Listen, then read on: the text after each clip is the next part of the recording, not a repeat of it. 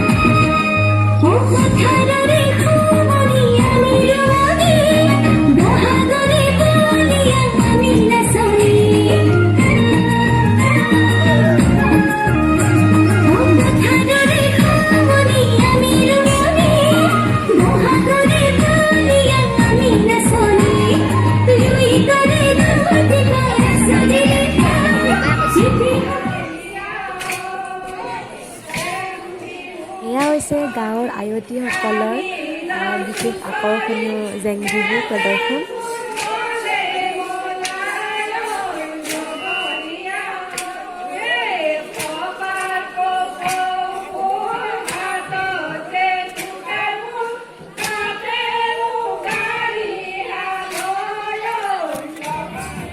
এয়া চাওক, একেবাৰে কণমানি 2 বছৰীয়া টিকলিজনীয়ে কিমান ধুনীয়া নৃত্য প্ৰদৰ্শন কৰি দেখাইছে।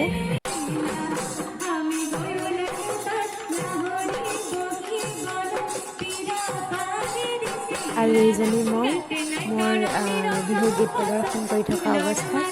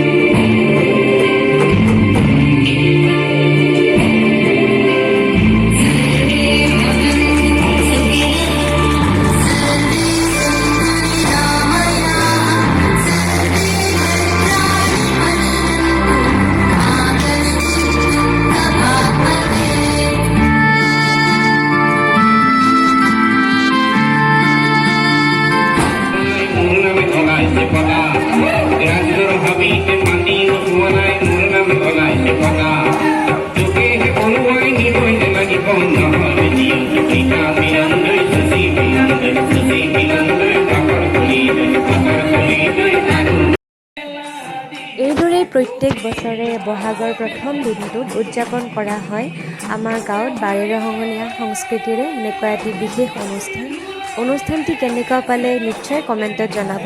ভাল লাগিলে লাইক কৰিব, শ্বেয়াৰ কৰিব। ধন্যবাদ।